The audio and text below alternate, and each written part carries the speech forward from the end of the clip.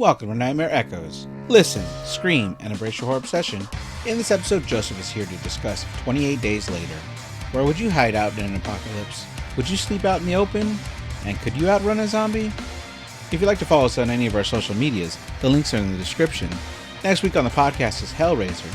But until then, a movie that might have you stocking up on bottled water 28 Days Later.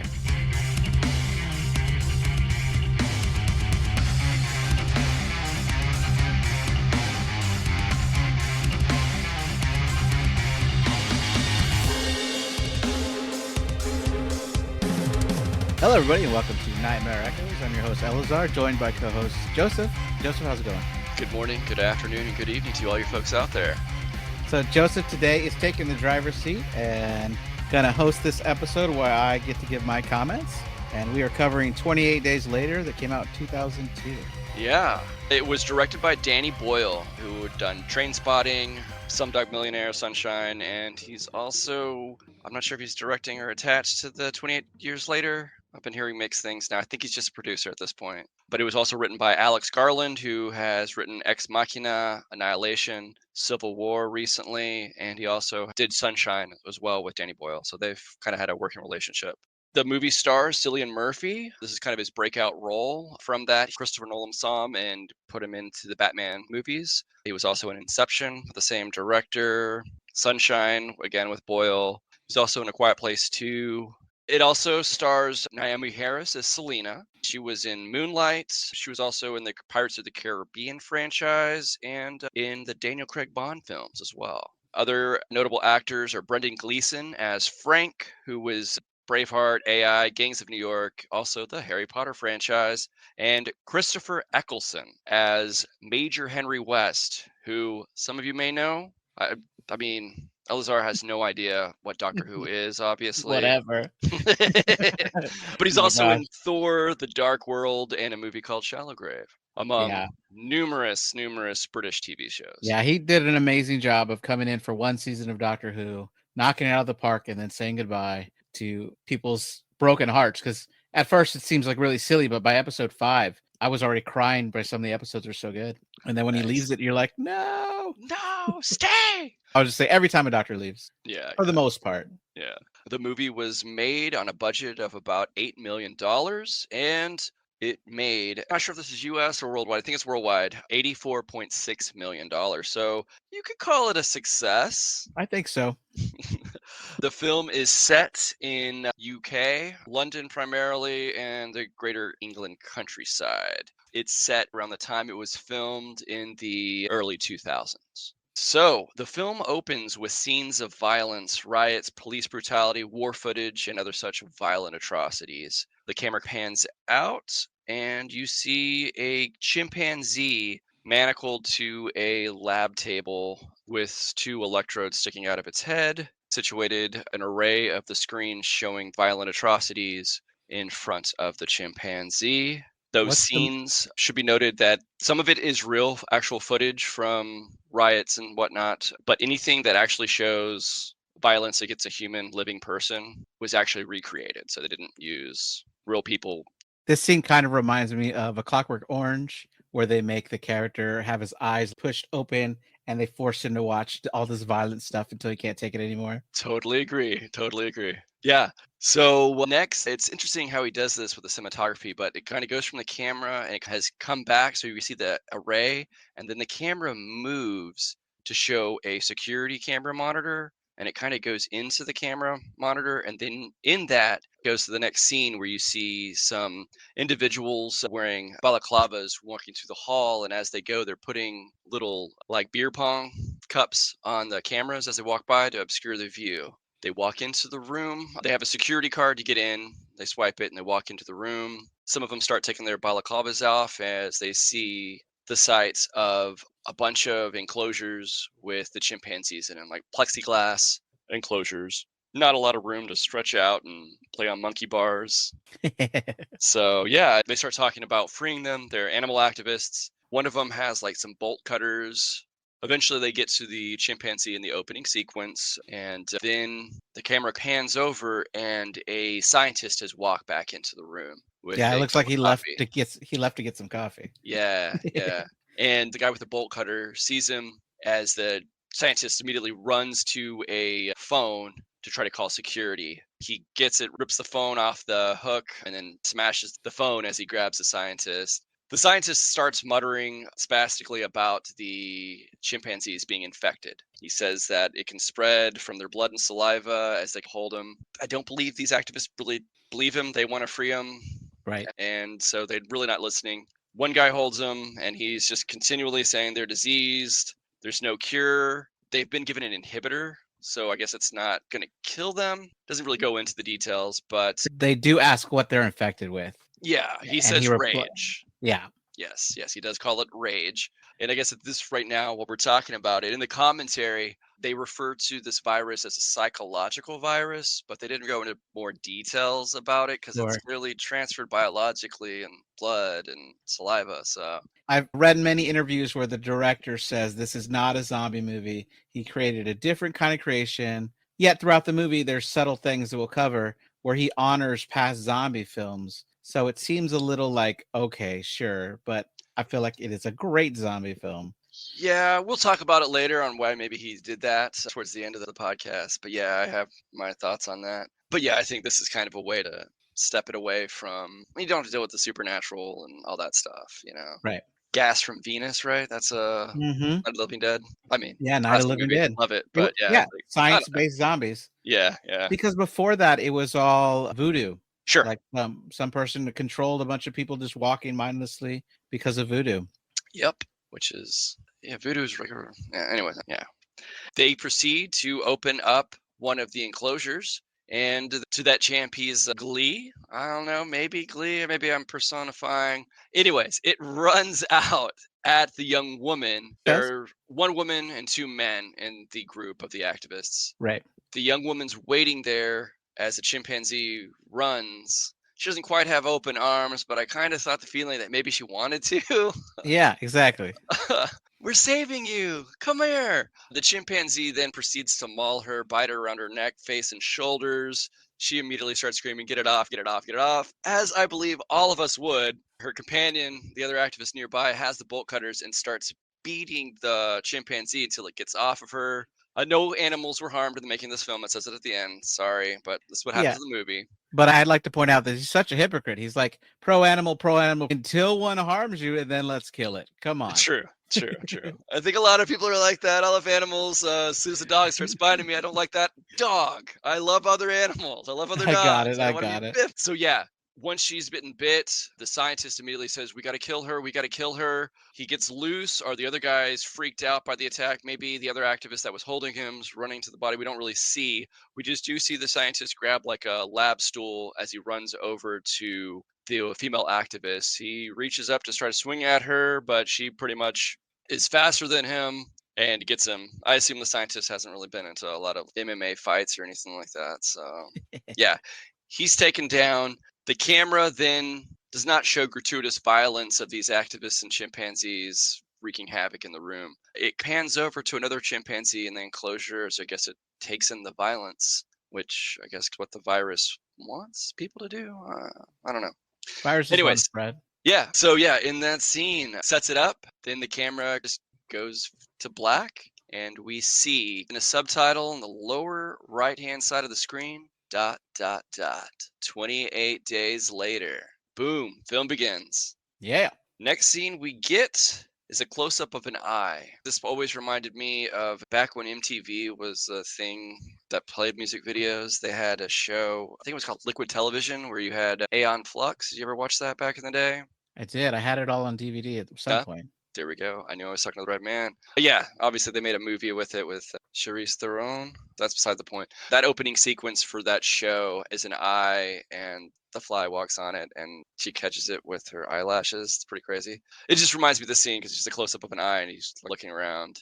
Pans out, and we have a naked Cillian Murphy laid out in a medical bed. Looks like he's in like a trauma bay of some sort. He's hooked up to IVs and I guess some patches for some monitors, maybe a respirator, I believe. Hard to tell exactly what equipment is there, but you get the picture. He's been out. Part of his head is shaved as well, and he has stitches on the back left side of his head.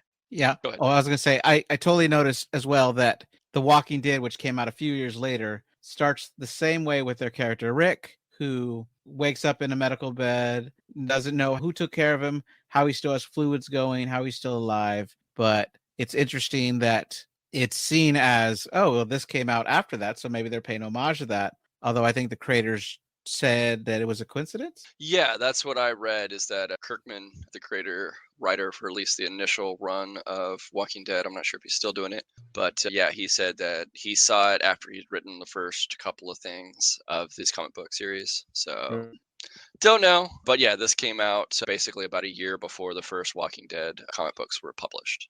So yeah, at that, Jim swings his legs over the bed to get out, but that of course pulls some, I think it was the ventilator or respirator over on the bed. He starts unhooking himself and of course starts bleeding a little bit. He walks over to the door and he's looking out the windows to this door to the surgical trauma bay. And you can see a glimpse of the hallway. Stuff's overturned in there. It looks messy. It doesn't look like an orderly, clean hallway. I believe Jaco would find your ass if you had a hallway like that in a hospital.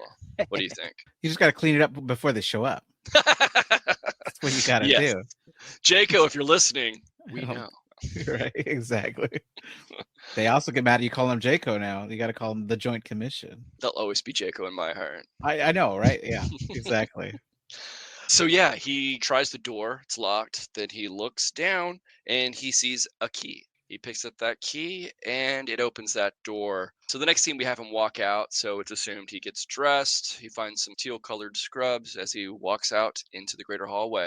It should be noted that there's not any music. It's pretty silent. I think that was on purpose to give the eerie feeling of working in a hospital. Hospitals are loud. There's a lot of talking, a lot of noise.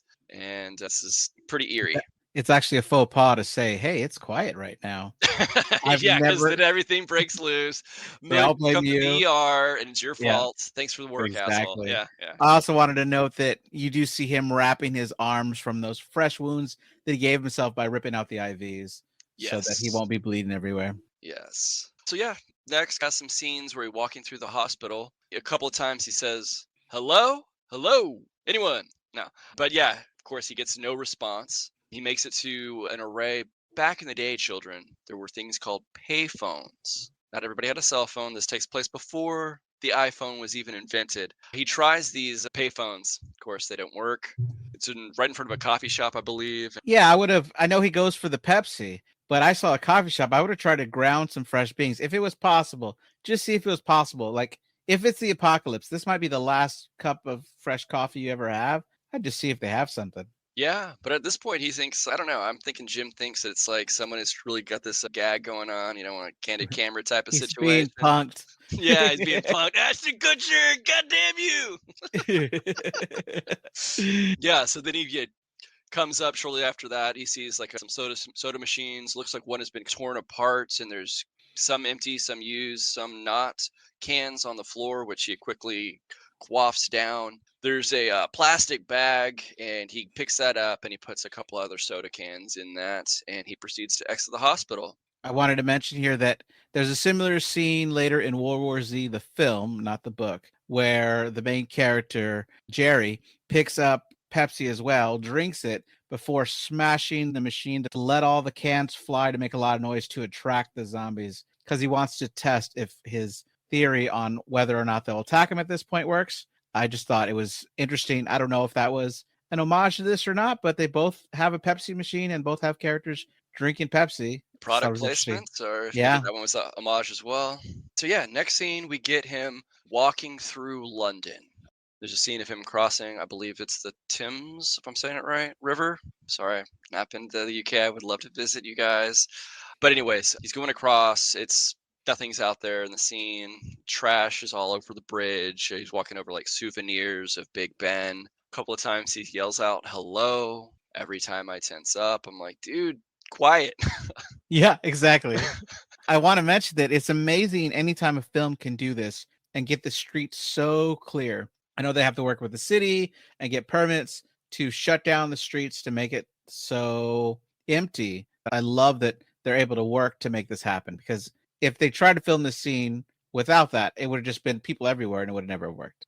Yes, yes. I assume that yeah, any kind of apocalyptic movie or show they do that with. Side note, just got me thinking, but I know the first season of True Detective was filmed after a hurricane. So I think that they didn't have to really do that too much because, yeah, you just had to get out there yourself to film some of those shots. Okay, yeah, so he is walking through London. I don't know all the sites. He goes past a World War I museum. You do see some birds in some of the scenes flying around as normal, some pigeons. And at this point, as he's crossing the bridge, music starts playing in the background for the scene, and that is the amazing East Hastings by the amazing Godspeed You Black Emperor. He gets to a point where there's like a car in a intersection, and first time I saw this movie, I remember being in the theater and like half the audience screamed at this point, but he touches the car, and of course, an alarm blares off, and yeah, people freaked out about it. I'm like, I kind of expected that, but all right.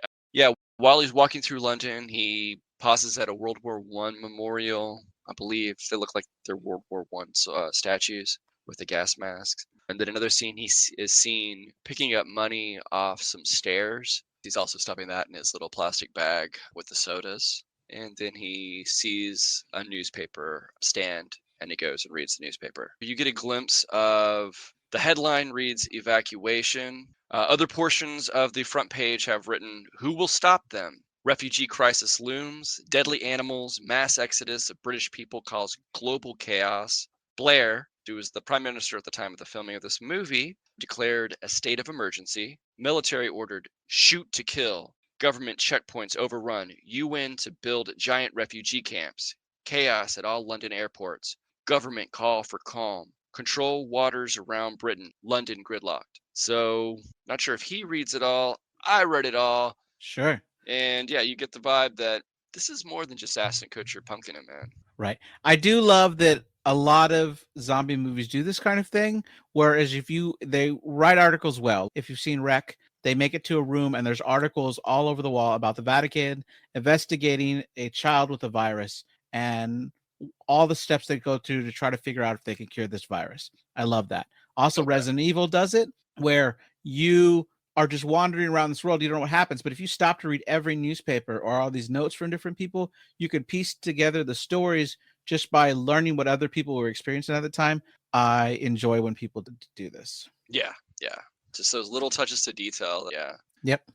And then he comes to a church. Jim pushes open two wooden doors and walks in, and the camera angles up at the ceiling, looking down at the door. And in between him and the foreground is a wooden crucifix, a pretty large one. He walks into the church. It's very dark in there, just ambient light from the doors he just opened and some windows you assume are around. He starts going up some stairs to, I guess, the mezzanine area towards the sanctuary of the church. On that, the camera pans up as he goes up the stairs, revealing somebody has written in large lettering, "The end is extremely fucking nigh." And the song's changed now, by the way. It's no longer Godspeed. I think it's the scoring, the guy who scored for the film. Okay. But anyways, he walks out into the sanctuary on the mezzanine level, and to his astonishment, he sees maybe fear. I'm not sure exactly what he's feeling, but basically, what he sees is a large pile of bodies in the pews on the lower level below him. You also hear the sounds of flies, and you can imagine how that place smelled. He takes it in for a few moments as he looks around at the grotesque scene, and he says hello again, probably for like the fifth time in the film so far. But this time, there's a reaction. Two figures in the pile quickly turn their heads around and look up at him, and they just stare at him. He stares back at them. They don't move at all. And then off to his right hand side, a sound emanates, a banging, scratching on wood. He starts walking around the mezzanine, and it's clear something is behind a door on the right hand side.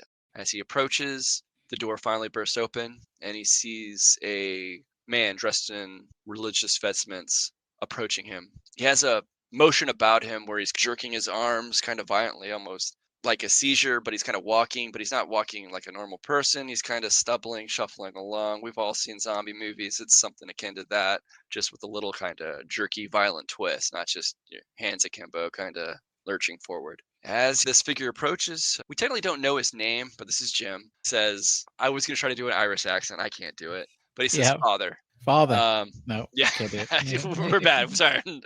Impressions are not my thing.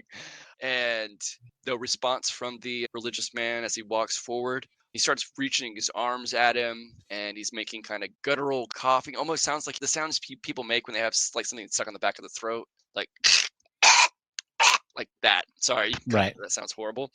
It was wonderful. I'm sure. I'm sure.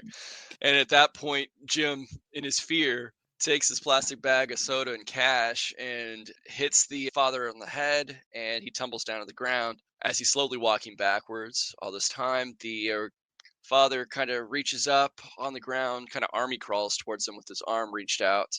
At this point, Jim is like, I shouldn't have done that, and he gets the heck out of Dodge, running down the stairs. The camera then shows the other people that woke up in the pile, the infected, as we'll learn, running after him outside the church. Yeah. So I do want to focus on that. A lot of movies do this well when it's disaster times. People run to churches.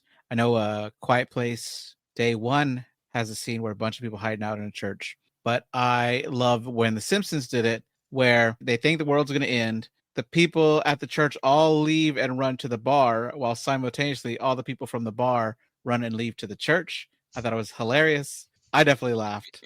Oh yeah. Yeah. Yeah. Yeah. And the commentary. So a couple of things here. The kind of had, I guess, read accounts of finding piles of body in churches in Sierra Leone during the strife and conflict there. So I did like how they kind of modeled scenes after what happens in real world atrocities. In the scene where he's picking up money off the stairs, they said that was based off of a period of history in Cambodia when basically Cambodian money was worthless, but people, you're in that mindset, money has a worth to us, right? Right. And yeah. So next is the chase scene. He is running through London. It's now sunset. It's getting dark outside as he's running for his life, as it looks like about 4 individuals are chasing him from the church. There's a couple of sequences where you see just a hint of flame walk by in the extreme foreground as he's running, and then he's running past a bus, and a Molotov cocktail is thrown almost right in front of him, bursts into flames, and of course he immediately turns away. He doesn't know what the hell's going on, and then he starts hearing people yell, "Over here!" And he follows the voices. Then you start seeing scenes where whoever's throwing the Molotov cocktails are now hitting the infected that are chasing him. Looks like there's 2 individuals taking turns with pretty good aim, igniting the infected individuals as Jim, the young man, is running towards them. He gets up with one of them and they go around a corner. You really can't see their faces. They're obscured and it's also really low light vision. But one guy looks like he's opening valves to the gas vault underneath the gas station for the pumps. And then he starts moving around that to the back of the gas station as well. We see the now burning infected running over into the gas station, and the fumes from the gas vault ignite as the burning infected come there, and there's a big, huge explosion. And Yay. yeah, He they do found real cheer. people. He found some real people. That's great. At this point, he's like screaming to them, "What the fuck is going on?" And they immediately, no time to talk and rest. They get the fuck out of there. And then next thing you see is a scene where they are running down non-working escalators down into the subway, or as they call it in London, the tube. And they quickly make it away to a snack kiosk where they pull up the gates. Children, we used to have a thing called the mall where you would go to shops in there, and when certain shops closed down, but maybe the mall itself was still open, they'd pull down a gate. That's what this kind of gate is. Yeah, they had walking hours. Yes, So they had people walking could hours. Yes, they did. right, Yes, they did. right. So if the stores open at 9 or 10, you could show up at 6 and there would be just people walking laps around the mall to get their exercise. I mean, when you are in a hot environment, say perhaps Texas, Yeah. and it's hot as hell outside, even at like 8 o'clock in the morning, and you're an old person and you need to get your laps in, that's where you Exactly. go. Exactly. But anyway, so yeah, they open that, pull up that security gate, and they go in. Jim basically collapses inside the room, and the other two walk in, put down the gate, and lock it somehow. I'm not sure if they have the key, but they look like they secure it somehow. The scene just preceding them running down into the subway was the most expensive scene in the film. Yeah, apparently the scene to blow up everything cost £250,000. Worth it. Oh yeah. So yeah, they're there. Jim wants answers, obviously, but before he gets to do anything, one of the saviors has a gas mask on and goggles, and he kind of leans down, puts his face in front of him, and tells him a joke about a man and a giraffe going into a bar. The man leaves, and I don't Bartender think says you can't leave that line here. it's not a line; it's a giraffe. Yeah. No Thank you sense for of helping me out. humor. Yeah, Yeah. no sense of humor. Yeah. Yeah, I also want to Um, say that what's great about this hideout is there's a lot of food there. Yes. So he tells him that joke, and then the two saviors start talking amongst themselves a little bit, speculating if he's a doctor because he has scrubs on. One of them is a woman, and she says he's not a doctor, he was a patient. And they ask him what his story was. He first says that he was a bike courier in London, and the last thing he pretty much remembers was he was working, making a delivery when a car sideswiped him. Next thing he knew, he's waking up in the hospital. And he wants to know what's going on. He tells him his name. They give their names, Mark and Selena. And then the camera pans over from an impatient, scared Jim. It goes around where you see a little bit of the room, as for mentioned, the snacks and sodas. Also, a lot of like fill in lottery tickets for the big bucks, not the scratch offs, are strewn around the floor. And Selena recounts the last 28 days of the outbreak, kind of how it cliff notes of how things started and went down. First, it started happening in the cities, and then it spread out into the small countryside, little villages out there. And yeah, then it was mass panic. Mark kind of adds some color commentary, and then Mark tells them two rules: never travel alone unless you have to, and always travel during the day unless you have to travel at night. Right, because Jim wants to go. He tells him he wants to go immediately to try to check on his parents, and they Yes. say that they can't let him go. Like he won't come back. No one ever comes back. Yeah. So with that comment, no one ever comes back, makes you think that they've teamed up with some other people and maybe, Started with a bigger group. yeah, and somebody wanted to go their own way at night or somebody wanted to go off alone. I mean, in horror movies, rule number one, you never go anywhere alone, right? Exactly. Jim doesn't understand. He's in a horror movie. Have you seen Cabin in the Woods? Yes, yes, yes, yes. We They should do they that sometime explain it too. with the gas that we should stay together. Actually, let's split up. Yeah. Meta. Meta. I think they do that also in a Scream, right? They kind of say some meta stuff about Oh yeah. doing that as well. So yeah, they agree to go to Jim's parents' house in the morning. I think they allude that their families are all dead as well. So yeah, next thing we see, they're traveling a little bit through London. They travel on an above ground railway. They go a couple of places downtown as they travel there to give you the impression that it's not next door. They get there before Jim goes into the house and through the driveway. They kind of stop and be like, "Be careful. We'll be right behind you."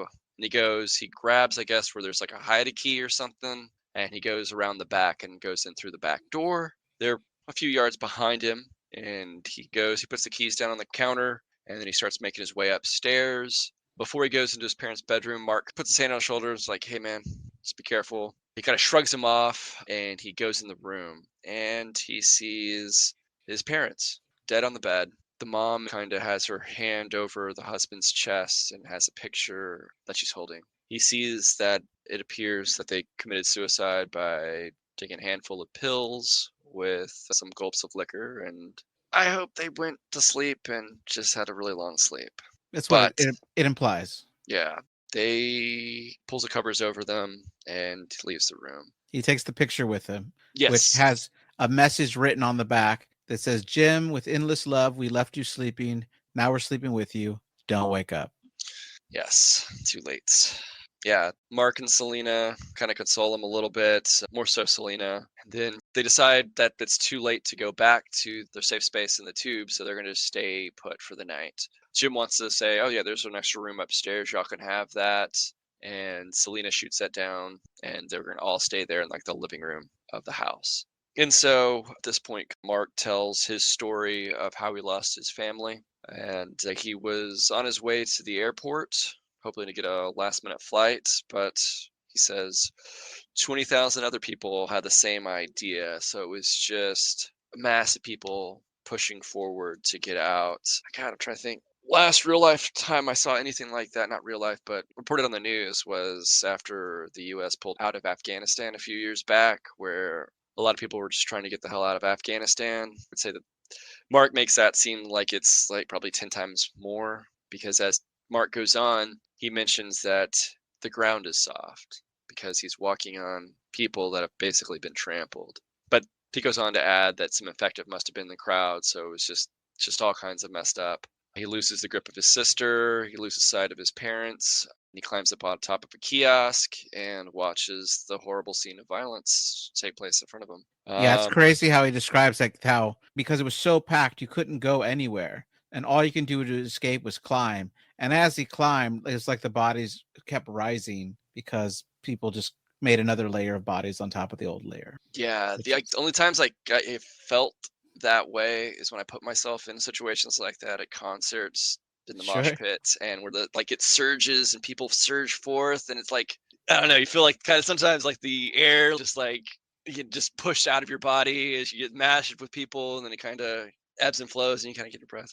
Anyways, yeah, at this point, it took me a while, but the commentary definitely tells me I was always confused by this scene coming up, but I always thought like Jim had put on a projector and he's watching old home movies to remember his family. But what happens is he's just kind of daydreaming or thinking back on a memory. And Danny Boyle shot it on Super 8 film to kind of give it that more graininess to Of a insinuate that memory. it's a memory. Yeah, yeah, yeah. But it's interesting because like you hear music while you see Selena and Mark reclining on the couch and floor. So it's like it makes it seem like he's playing something where everybody can hear.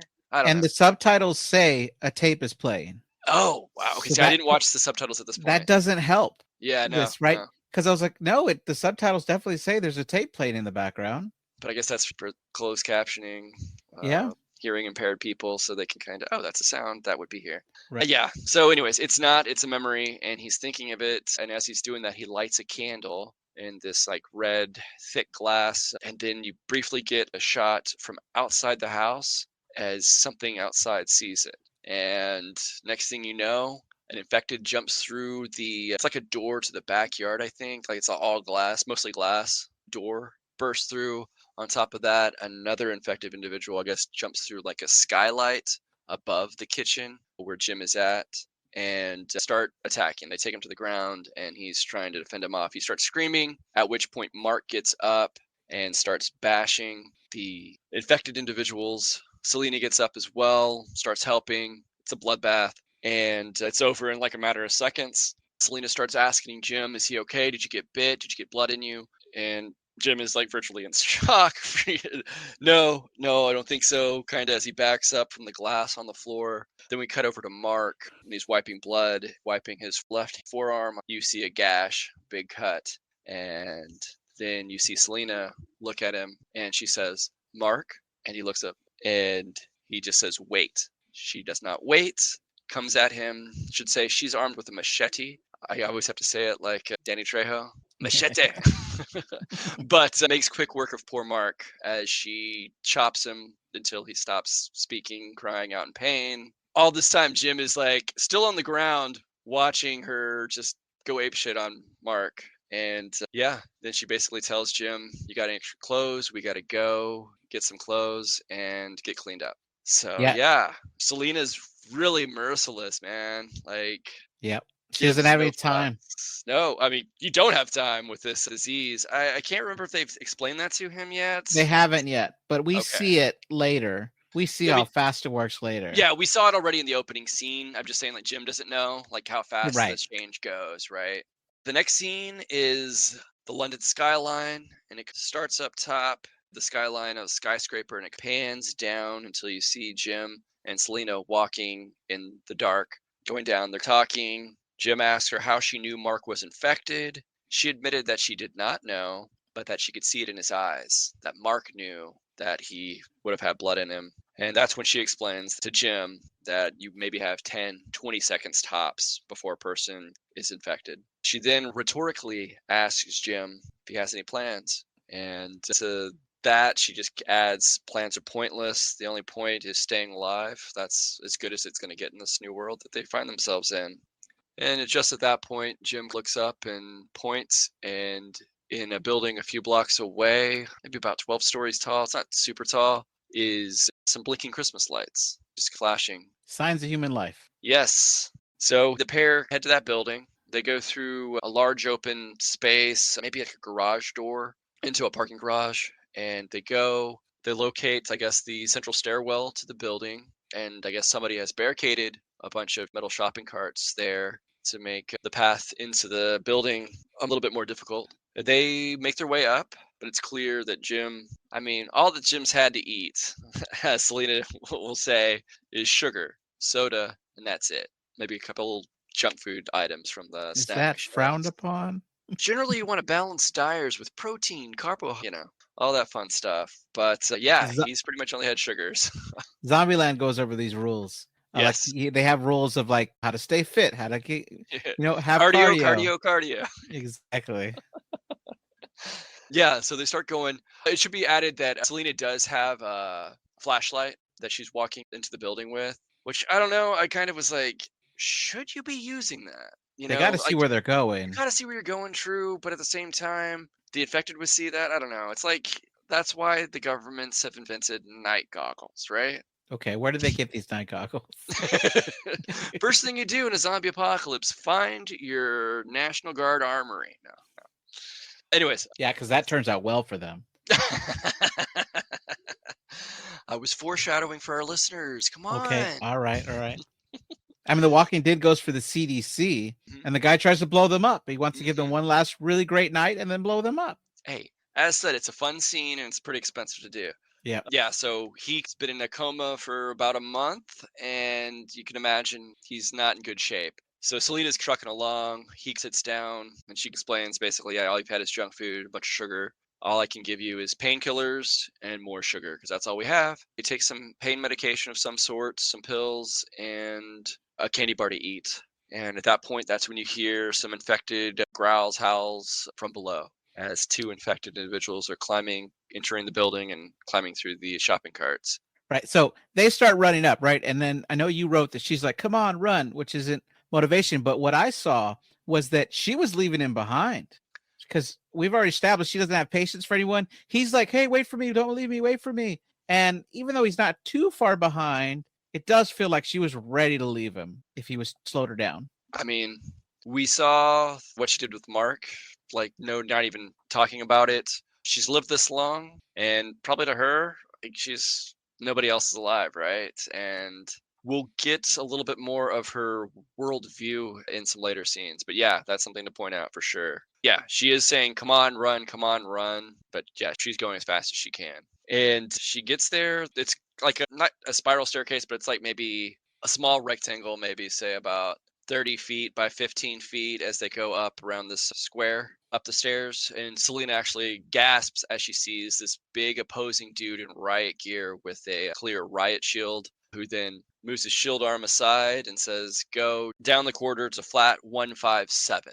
And Selena goes past and runs down the corridor, whereas Jim kind of goes and he just enters the corridor and he kind of leans against the wall and watches as this guy in riot gear prepares for the two infected individuals running up the stairs. The guy has like a nightstick of some sort or a baseball bat, and he's like beating the hell out of one of them. And then the other one he eventually gets, bludgeons a little bit, and then throws the body down the area between the stairs as it falls all the way down to the shopping carts. Meanwhile, Selena's banging on the door, let me in, let me in. And the door has kind of like a gate, and then it's the door kind of behind the gate, and the gate's locked.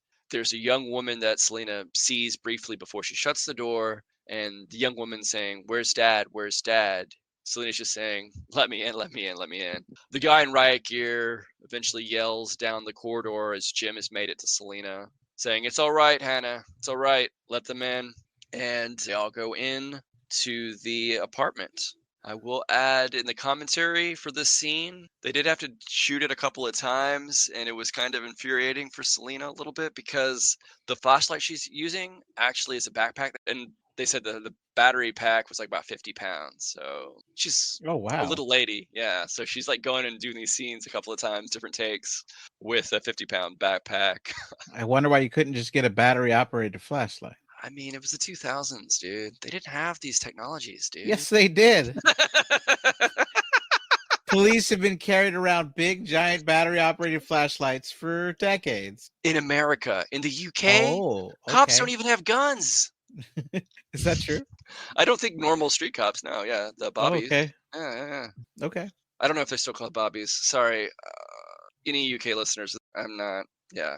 Anyways, so yeah, they step into the hallway and they kind of hesitate as the guy, the in riot gear, has like a balaclava. He's a big dude. Tells him, "Go on, open the door." And he goes in, and they open the door, and you hear Frosty the Snowman in the background as the Christmas lights are plugged in. You find out that they're powered by a little battery that he has, but he kind of it's really imposing and scary because like I don't know, other movies obviously like we'll talk about The Walking Dead, but you never know who to trust Sure. because other people want what you have and they want to be in charge. So Selena's definitely a little cautious because the guy in riot gear probably weighs more than both of them combined.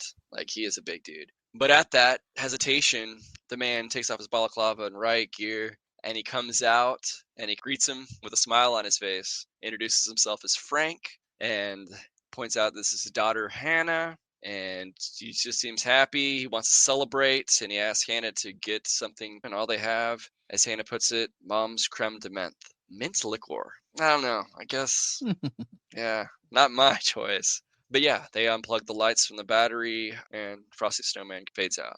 Just want to point out, Frosty the Snowman was the most expensive piece of music they had to put in the film. In the next scene, Jim is shaving in the bathroom, not having a good go of it because he's doing it dry. Frank comes in to check on him and apologizes for not having the water for him to kind of make his shave a little bit easier. Frank offers them a room. Jim points out that no, they're not together, so she can have that room. But he eventually comes out with a few nicks on his face, and Jim and Selena talk in that room for a little bit. Jim, always super positive. He thinks that they're good people. Selena kind of thinks that Frank and Hannah need them more than Jim and her need them. He tries to understand her viewpoint, and he also thanks her for saving him. And then she goes into the other room to get some shut eye. So we kind of see her take on things, right? It's like fear and survival is kind of what drives her. Yeah, she doesn't want anybody that can slow her down. I think she feels that she can make it on her own. Jim is slowing her down a little bit, but she still keeps him around. I don't think she's evil, because she did go out of her way to help save Jim. And I Yeah, do yeah. wonder what they were doing out there so late if they had a hiding spot. Are they out Well, there? you can imagine. I mean, if they're scavenging, right? Like you see Yeah. it in Walking Dead. They're going out scavenging, getting supplies. Maybe you hope for like some tinned ham. I don't know. You hope something else. The monotony of just soda and snacks, right? And like I said, while he was walking through London, he says hello a couple times. Sometimes he's yelling it. So if you're out there, you would hear somebody's voice carry when you don't have automobile. All you hear is the wind, maybe birds flapping by, and trash or plastic bags rolling around in the wind. So I would imagine his voice carried, and that's my assumption, but they would have heard him if that's what they were doing. Maybe they go, oh, wait, somebody's out here. Let's try to help this individual. So, I mean, yeah, because you think it's kind of goes counterintuitive, but maybe that was Mark's doing, was like, let's save this person. Could be. So, anyways, speculation on our parts. Yeah, so next we see Jim and Frank talking on the roof. He's explaining that it hasn't rained in London for about 10 days and they're getting low on water. We'll point out, I guess maybe this kind of shows Frank's character, but he's giving water to a fish that is in the living room in the scene of their apartment. Yeah, I was like, poor fish. They barely have like 2-3 inches of water. Yeah, yeah. In the scene, some of the buckets are like laundry baskets, so not the best for holding liquids. If I you mean, watch if the scene, it's barely raining, they might be able to get a little bit at the yeah, bottom. you might get like And an inch and they maybe. want to cover every surface area they can so they can get as much water as they possibly For can. sure, yeah.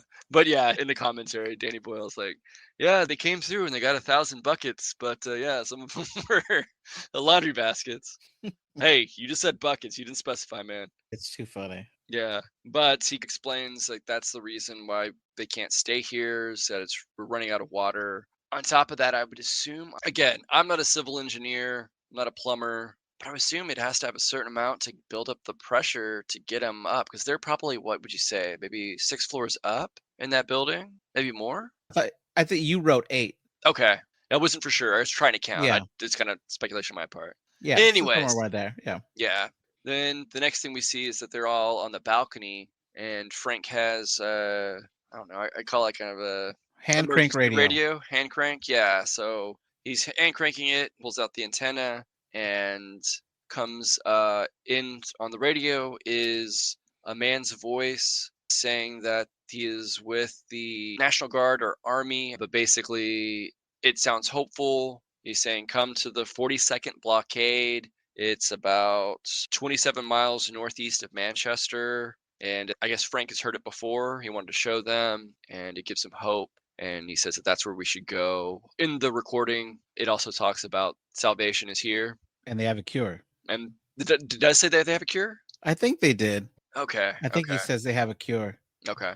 But I want to point out that now, when the movie first came out, I wouldn't have known his voice. But after watching Doctor Who, I recognize that voice instantly. It's very distinctful. It's definitely Christopher Eccleston. I can hear it. And then the fact that it's the 42nd Brigade and this is a British film makes me think it's got to be a reference to Hitchhiker's Guide to the Galaxy, which I feel like every time the number 42 pops up on anything, that it Agreed. is. Yeah. Agreed. So Frank also mentions that he heard their conversation referencing that the apartment has thin walls, and he just, before Selena can even say it, he says, "Yes, we do need you more than you guys need us." Jim is expressing hope. Selena expresses doubts. She states that they could die trying, which Hannah says basically, "We could do that and die there, or we could die here." Very bleak. Hannah adds that they need each other. The city's not safe, and they got to get out of here. Then Jim says, "Well, how do we get out of here?" Camera cuts to the next scene as the group are in a, I don't know, British vehicles. Do you know what kind of car this was and what era, what year it was? Did you look that up? Oh, yeah. It is a 1989 LTI Fairway. Okay, so about a decade old vehicle. But yeah, it's a black taxi. There's like some suitcases and other supplies on the rooftop as well as they pull out of the parking garage. And I will say, yeah, it's the part where I really noticed it, but at least in my first watch, is how they use reflections a lot in the film. A lot of the scenes where it kind of starts off in a reflection, or it's a character talking to another character and you see that character, but in the other character's reaction you can see in a reflection. But as they're trying to driving through London, at one point you see Jim in the car, and because you haven't seen a lot of dead bodies in decay, but in the reflection here you see piles of bodies as they're driving through London. Then they eventually come to a tunnel where Frank briefly stops, kind of questions what they should do. Should they go? This would be the faster route. Jim kind of thinks they should go another way, but Selena says it's the most direct route. So Frank starts driving into the tunnel. At which point I'm like, fuck it, I'm out of here. I'm gonna walk. Yeah. Screw you Right. guys. Yeah, there's a scene in The Stand, definitely the book, where they have to walk through a dark tunnel with absolutely no light. It's totally terrifying. It's definitely something I would try to avoid. There has to be another way to get there. Yeah, agreed. But yeah, they go a ways into the tunnel. It's all about the edge of the light coming in from outside. And of course, there's a pile up of cars. Suspend your disbelief, but they somehow just gun it. And next thing they know, they are on top of the pile of cars. In the scene, you can see them laugh and giggle as they're going around bumps over the cars. They come off the other side. And of course, they would have some severe tire damage. And I believe it's the front driver's side has a flat tire. They quickly get out and start working on changing it. Hannah goes under the car to put the jack up. Selena and Jim are kind of looking towards the exit of the tunnel. You can kind of see it around the bend where the sunlight's coming in. Meanwhile, Frank's getting the spare tire out. Then they hear something, kind of like a faint, I don't know how to explain it, but what it is a swarm of rats going down the tunnel towards them. Right. And as And we know from many episodes, the rats are friends and they're trying to warn them. They're trying to deliver a message like, hey, we're running for a reason. So should you. and they do. Selena quickly points out they're running away from the infected. And at this point, cue tense music. Hannah gets out from under the car because I don't want strange rats that could have the plague or rabies or whatever. Yeah. on me. So she's out of there. And then you can start seeing the shadows of the infected entering the tunnel. At which point, Jim and Frank lift up the front end of the car as Hannah starts undoing the nuts on the tire to pull off the damaged tire, put on the new one. That's a lot of And faith. yeah, they get it in there, of course, the nick of time. They're getting in the car, they drive off. At which point, you can see Jim, I believe, is kind of sticking his body out of the car as he drives by. Fuck that, I wouldn't do that. Windows would be Nope. up. Hereditary. Yeah, exactly. Don't want to lose your head in front of like Hereditary, of Actually, course, either. my kid Was that a just lost. sunroof? Or was that No, a. that was it was out the window. Okay, okay. Yeah. My kid just lost his, I don't know, maybe eighth pair of glasses. He stuck his head out the window to try to spit, and there went his glasses. Nice, nice. Yeah, it was on the highway, so that my wife did a U-turn, went around, tried to pull over on the highway, and look where they fell. Nope, they're nothing, no evidence. They're gone. The gun, yeah.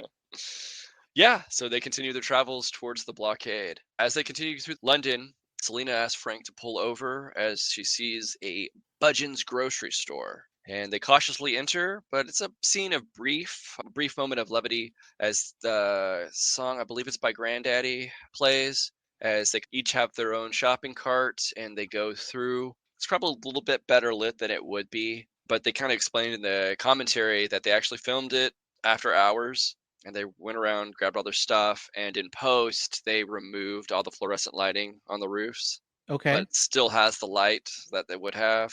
But it's a movie, I anyways. just thought they had a backup generator that was going, you know? Yeah, yeah, yeah, yeah. I don't think. Yeah, I think the only generator we'll see later on. Maybe it Operating was generator. solar powered. Again, dude, this is in the past. We didn't have all Okay. that green energy, man. This is 2000, 2002. Anyways, they go, they're grabbing a bunch of food. Frank grabs one thing of like apples, I believe, and he's like irradiated because all the other fruit is all rotted. Puts it in. They grab some liquor, and then as they walk out, as I believe you said, your dad said they weren't going to even pay for anything, and yeah, Frank Yep. pulls out his wallet and puts down the credit card there because hey, what good is a credit card in this world? Right, Um, exactly. yeah, I also want to say that I love the scene where Jim's grabbing the alcohol and Frank comes up saying, "You can't grab that crap." And he tells him, like, you got to grab this 15-year-old malt. So he's like really obsessed with this type of liquor. Jim doesn't really want to hear it. And he's gone already as he's still like talking about how amazing it is. And then he grabs one and then two and eventually grabs four of them. He's like, we're yeah. going to celebrate this for a while. Yeah, I will say the whole thing with the liquor kind of reminded me of, 2020 was a weird fucking year. This Yeah. COVID pandemic went through, and I just remember going to the grocery store. As you don't know, no one knew, and so like, everybody's buying bleaching groceries and shit like that to just clean off the surfaces of everything. So all of that stuff was never there on top of toilet paper, paper towels, and so I just bought a bottle of Everclear because I could find Everclear and I was Mhm. using that for a little while as a hand sanitizer. Anyways, you can also use it to make Jello shots, kids. So yeah, next they're going through the city, and then they come to their cart. I would say about 30 to 50 yards away from a tanker truck on a little small gas station. Frank, Selena, and Jim get out of the car, and Frank has a metal gas can.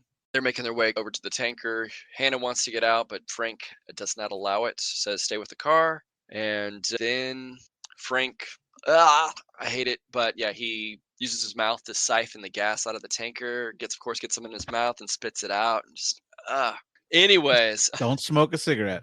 oh, definitely not. And then Selena has her machete, and Jim arms himself with a baseball bat. And Shaun of the Dead, they have a cricket bat. I don't know how big baseball is over there, but yeah, Jim has a baseball bat. Anyways, The Strangers Parade Night has a really interesting baseball thing that goes on. Like the opening scene, there's a character that's obsessed with baseball. Later on, they make some commentary on how a person was never allowed to play when they were little because they were too little. By the end, that person is kicking ass with that baseball bat, proving she's badass, which I love. gotcha. So yeah, while Frank is filling up the gas canister, Jim walks to the side of the building, looking like he's going to go into the gas station. At which Selena's like, "Jim, where are you going? Jim, we don't need anything." And he kind of says, "This says a sign that says cheeseburgers," and he points out, "I'd love a cheeseburger." And I wouldn't have done it, but he goes in. alone to a gas station. At which point you see some corpses in the ground. One, I don't know if it's Danny Boyle's kind of a macabre homage to his own film, but there's like a dead baby, like from Train Spotting. But yeah, he kind of gets in there, looks around, and then of course he says, I think it's the word he says the most in the film, hello. Yeah. Uh, a infected kind of quietly jumps down from some hiding space and starts approaching Jim from behind. And Jim, I guess, must have heard him or must have suspected that it was there. And last minute swings his bat and knocks the infected to the ground. This infected individual is a young boy, maybe around 10 to 13 years old.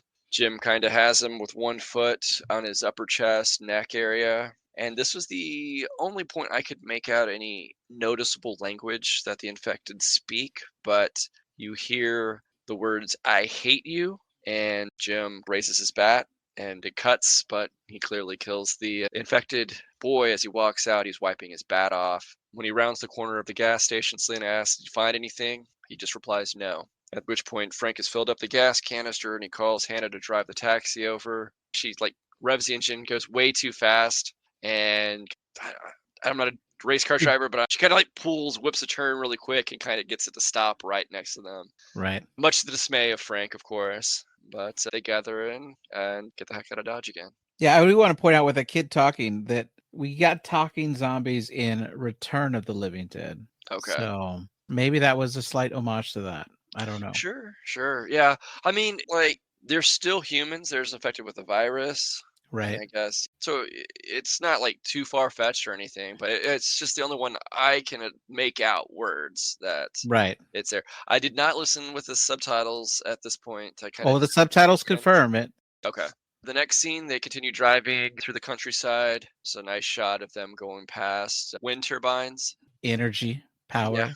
energy power. But it was also kind of like something that can't be accessed easily, but it's still available, remnants of the past world. But they stop, and it is the ruins of an old abbey where they stop and kind of get a little picnic, and they're eating, kind of kidding around with each other. Jim's like talking with his mouth full, talking about how moist the raisins are and some treats. Selena's eating cans of fruit. You can taste the vitamin C. Another reference to what she did in her past life, I believe. And then Jim and Selena kind of have a little walk around the area. Frank calls them over at one point.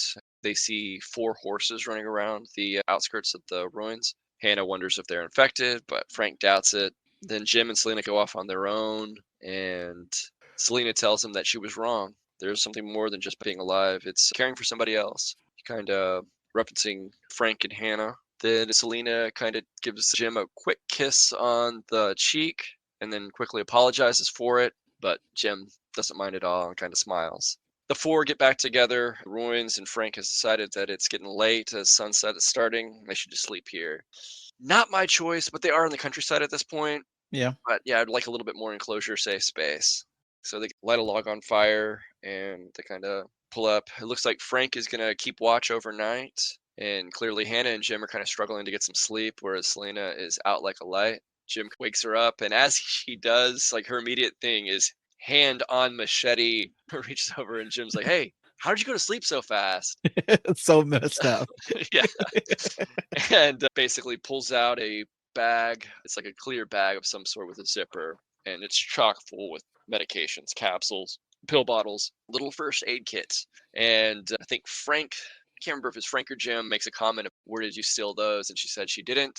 She was a chemist. And over there in the UK, chemist means a pharmacist. So yeah, I did not know that. yeah, I looked it up, and yeah, it comes from pharmaceutical chemist Right. is the title, and so they call him chemist. Anyways, yeah, so she gives Jim a couple of Valium, and Hannah wants some. They eventually talk, and Frank says, "Okay, just give her a half of one," and lights out. They go to sleep. Yeah, they make a comment that not only will you get to sleep, if you are attacked in the night, you won't even care. Yeah. Which alludes to what we know about the drug for later. Yep, foreshadowing. So next scene, Jim wakes up alone. They left him. They left his ass there. I guess he took too much diazepam, and he starts Junkie. screaming again. Like I said, he says this word the most. He starts screaming, "Hello, hello, hello." It's kind of an eerie scene, but he looks over into the meadow nearby, and you see these sheep kind of running. It almost looks like they're kind of running and moving in reverse. I don't know if they changed the ratio of the frames or whatever, but it just kind of looks weird. In the commentary, they say they filmed that scene and the sheep are actually guided by sheepdogs, which then they take out in post. So it looks like they're just kind of doing it by themselves. But this has a little kind of uncanny valley feeling to it. And of course, they didn't leave him. It was a dream. We see Frank waking Jim up saying, "Hey, it's okay. It's okay. You're just having a bad dream." Yeah, I think that would be what? The number 2 bad dream to have is being left alone by your companions. First bad dream would be you're getting eaten by zombies. And I should note that Jim says, "Thanks, Dad," when Frank nudges him awake. Then it cuts out again. Jim is alone. The fire's burning out. And then we have the car honks. And yeah, Jim wakes up and everybody else is ready. They just let Jim sleep in a little bit. And they hit the road. I think the comments of Jim saying, "Did I miss breakfast?" Mm-hmm. They're driving again, more on the country highway. And then eventually they're listening to the radio in the car and they hear the transmission again, the recording about the blockade. And then they are going really slow and they're talking about what they're seeing, about a city burning. Didn't think that a big city like Manchester could do that. And then the camera pans up from the car and in the far distance you see the city skyline and you see numerous large fires burning. Yeah, the fires can be definitely a scary thing, especially recently here in America and California. Fires were really putting a lot of people out of their homes. So just to see it where a fire that no one could tackle and it would just spread and spread. Yeah, it sucks. All right, yeah. So the next scene, they finally arrive at the 42nd blockade. They drive around some cars into the blockade, and then they get out, kind of look around. They go into one tent that looks like it was a mess hall. It looks like you see in the foreground some plates with maybe scrambled eggs. And they're not covered in mold or anything, so somebody must have been there recently.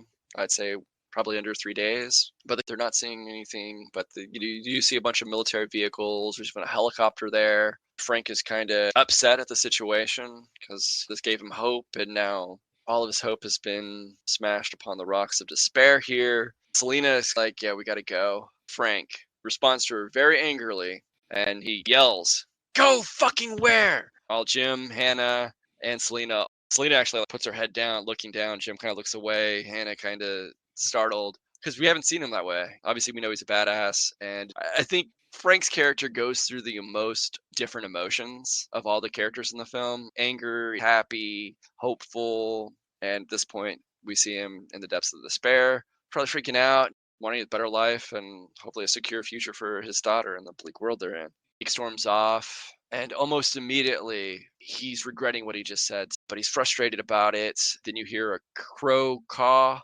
and the camera pans up, and you see a corpse on some scaffolding above, and it's eating, making noise. And Frank's just upset about the situation. Maybe he just wanted to be alone in silence, but he goes over to where the scaffolding is, and he kicks it, and you see a drop of blood fall from the corpse and right into Frank's eye, at which point he knows. He starts walking back over to where everybody is. He sees Hannah and he tells Hannah that he's sorry, that he loves her, just trying to make peace. Hannah tries to walk towards him and he says, "No, stay away, stay away." She doesn't understand. And then Selena and Jim come into the scene as well. Selena grabs Hannah. She knows what's happening and she starts telling Jim to kill him, to kill him. Of course, Jim hesitates because he's unsure. And at that point, you can tell he starts doing the jerking motions. Then Frank rears up, and at that point, gunshots ring out. The camera pans over to two individuals in military camo fatigues, and they have rifles, and they are shooting the shit out of Frank. Yeah. And then some other military guys come around the corner saying, "Stay away from the body, stay away from the body." And yeah, end the scene there. Yeah, the officers are mostly armed with L85A1 rifles. Okay. Okay. Is that a British gun? I guess so, because I covered a lot of the guns like they use in The Purge, and I've also looked up all the guns they use in like Stargate SG-1, and I've never heard it before. Okay. The next scene, they've been loaded up. The taxi is being driven by one of the guys in military fatigues, and they're in the back of a military truck, jeep kind of vehicle with a soldier in the back with a gun. Almost looks like they're captives, because they're Yeah. kind of there in the back, I believe. They turn off a smaller driveway through a wooded area, and it opens up, and they're driving down a long driveway. into an old-looking British manor. They radio ahead one of the soldiers saying that they're bringing back 2 females and a male. Kill the mill. They drive in and they come up to, like, as they get closer to the manor, they have like a little like sandbag kind of cement barrier, small area with barbed wire, razor wire around it, and 2 soldiers move to let the car in closer to the building. And as they get out comes a man who quickly introduced himself as Major Henry West, played by former Doctor from Doctor Who, Christopher Eccleston. Once the doctor, always the doctor. Yeah, yeah. I did want to point out that West is such a military name. I do see it a lot in movies, and in the Stargate film, we had a Major General West. So like this, but who was that character in Stargate? In the film, he was the general that recruited and ran the program. In the movie only. By the time he got to the TV show, they replaced him with General Hammond. Gotcha. And yeah, it's probably old money, really old money, because there's like this Greek sculpture in the background of the scene. But he introduces himself, invites them to get cleaned up. They enter the manor. Selena's keeping Hannah close, as Hannah, like literally moments ago, just saw her dad shot to death. So she is, crying. Selena's doing her best to console her. Jim takes a shower, is getting cleaned up, and then while he's in the shower, he looks out the window, and some of the soldiers are driving around in circles, the taxi that they have with all their supplies, round one other soldier who's like, "Come on, guys, I just need the food." Giving that guy a hard time. Jim gets out of the shower, and he sees Selena's kind of not happy or cheerful, and tries to console her, but she's clearly more worried for Hannah here. And then Jim gets a big brain move of kissing Selena to comfort her. All your worries will go away if I just plant a good kiss on you, right? She returns it briefly, but kind of just abruptly leaves the room. Either like, yeah, dude, this is not the time, not in the mood, or whatever. I will add speculation on my part. They didn't mention it in the commentary at all, but the sculpture that he walks past, you see it a lot in these common scenes, but I don't know how to pronounce it. It's Lacoo with an umlaut in, which is a character. I'm sorry, I don't know a lot about my Greek writing, but it's a character that played into the story of the Trojan War. And this guy and his sons in the full sculpture are being tortured by Poseidon because he tried to warn the Trojans about the Trojan horse. My take, more my wife's take actually. She knows this stuff better than I do, but she kind of said like, yeah, I guess that could maybe be a kind of a reference to the Trojan War. They're letting these characters into their bastion, the manor house, and as we'll see, things don't go well for the people that reside in that manor. So right. Maybe it just kind of happened to be there, and I'm reading into it. But anyways. Next thing we see is Hannah and Selena are getting cleaned up. Jim is walking around the manor with Major West. It kind of shows where the kitchen is, explaining the perimeter. What they've done is set up landmines. They also have tripwire out there, and there's a generator for the building to provide hot water. Also floodlights, so when and if they were to be attacked by infected, they would know about it and be able to defend themselves quickly. When they're in the kitchen, I should add that there is a soldier who's prepping food, and they have him in an apron, but it's kind of like a woman's apron because it's kind of a little bit more flowery, kind of frilly. I don't know what to call it, but it's not like it's feminine. Yeah. Then he goes into another area. It's kind of like a little outside area where you would dry clothes, I guess. It's below the level of the ground, maybe about 10, 12 feet up. In there, it looks like they have clotheslines, and West introduces him to a character named Mailer. As Mailer runs forth through the blinds, you see it from the point of view of Mailer, so you see the camera running up, but you hear the guttural sounds of an infected as it lashes out at the last minute. Of course, it's on a chain, manacled around its neck, which West explains that he's keeping him alive basically to see how long it takes for them to starve to death. And yeah, it's kind of grim, especially with his former soldier, because he's the Mailer's in fatigues. Right. One thing that's interesting is now that we've gotten here is that there are 3 stages of this film that are references to the first 3 films in the Romero, like zombie films, right? So we have Night of the Living Dead, where they're bunkered down in a house trying to stay safe from zombies outside, which they did at his parents' house. Jim's house, yeah. Then we have the Dawn of the Dead, where they are bunkered in a mall with all the supplies they could ever want, and that is the grocery store scene. And Yes, now, yes. and now that they've made it to a military base where the military are studying the zombies, where this is a reference to Day of the Dead, the third film in the Romero Romero series. trilogy. Yeah, yeah, Yeah, yeah. Yeah, they mentioned it in the commentary. I forgot to mention that. But yeah, yeah. Definitely an homage. Yeah, so it turns out it's Wes, but you kind of see him in silhouette as he's walking down a darkened hallway, and you hear kind of muffled in the background the soldiers singing a song. I don't know if it's a military song, but they're kind of making a ruckus in the room as Wes comes in. The cheer. They're all around a dining room table with Jim, Selena, and Hannah as their guests. Wes, it's kind of like a celebration of some new victims. I mean, survivors here in the building. They have a feast. The soldier that was wearing the apron is asked what he made for them, and he says 10 ham, 10 peas, and some eggs. They made omelets in the centerpiece. They're excited about that. Wes takes a bite of the eggs, and the eggs are bad. He spits it out.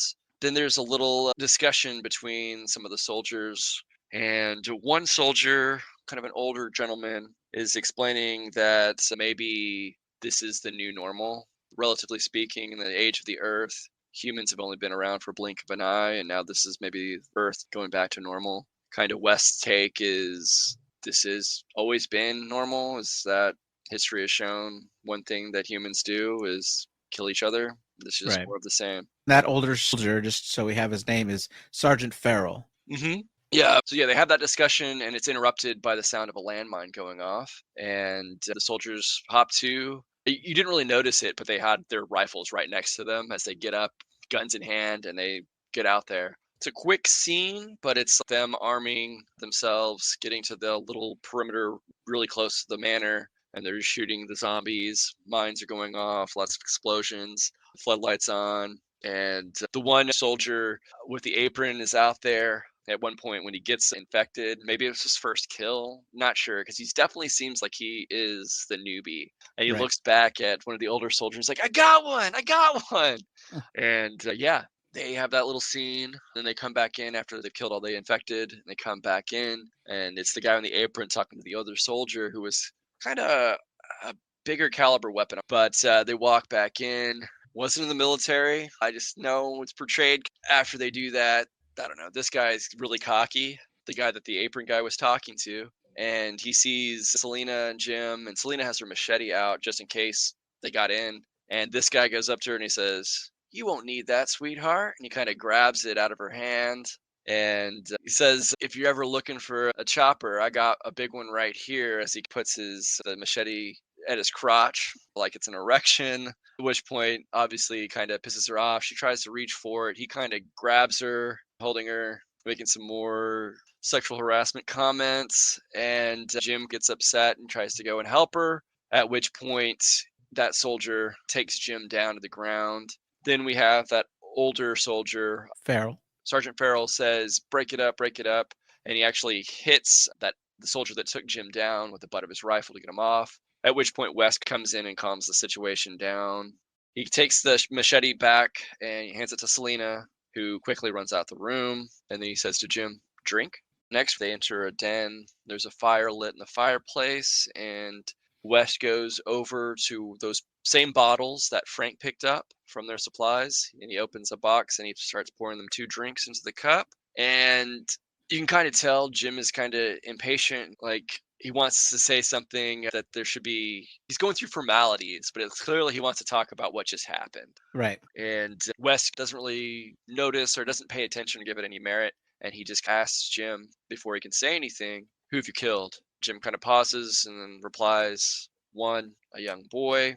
At which point, I don't know, Jim kind of seems a little bit guilty about it on his face, what it looks like to me. But yeah, West is using Jim's feelings to try to manipulate the situation here, hoping Jim will be okay with what he's about to say. West explains that he promised the soldiers women, that he Right. found one of his soldiers threatening suicide It about was the bleak future. Yeah, it was Jones. That's the one that they kind of feminize and With the tease. apron, yeah, okay. Right. They don't even call him that. They call him. Doris, yeah, yeah. So I Uh, mean, I wonder if that's why he wanted to kill himself. Like, he's the butt of all their jokes. I mean, everybody's life is miserable, but they're going out of their way to make his the worst. Yeah, yeah. I don't know. Like, I don't know. Sorry, just going off the cuff here, kind of speculating. But it's like, yeah, it's probably like he was the newest member to their troop, platoon, whatever it is, And that's how and newest members are always treated. treated, or that's how he was treated. He never stood up for himself, and so it's just kind of continued into this. It's like you have a friend that's an old friend, and maybe you go away, do something, college, whatever it is, you come back, and some people just still act the same way and treat you the same way, and then you might have come back. No, dude, don't do that. We're not in high school anymore. What? And Right. some people change, some people don't. It's kind of Right. that mindset. Some people are kind of just at that level of maturity, and they just never get past it. So it's kind of just this is the normal. So yeah, I don't know. Not a military mindset, but like maybe that's a thing where somebody has to be the butt of all the jokes. I don't know. But anyways, Jim is clearly not okay with this plan and abruptly leaves the den. West kind of says, "Women mean a future," as Jim leaves the room. So yeah, Jim heads upstairs with haste, going to Selena and Hannah, and he just says, "We gotta go, we gotta go." And Selena's like, "What is it? What is it?" And he has Selena and Hannah are coming behind him, or maybe he has Selena by the hand, and they're going past that statue again of, I'm going to just say Laocoon, the Greek statue. And then as he's going, I believe it's west, all of a sudden Jim is hit in the head with the butt of a rifle and falls to the ground, and the scene abruptly ends. Next, the camera is on Jim with a bloody nose, and you hear the soldiers fighting. One of the soldiers now grabs Selena. I think another one has Hannah, and other soldiers have guns trained at another soldier, and that soldier is Sergeant Farrell, who is saying, "You can't do this, don't do this," and the others are just slowly stepping towards him. The camera comes up at like a bird's eye view down in the room as they slowly surround him, and they disarm him. No shots are fired.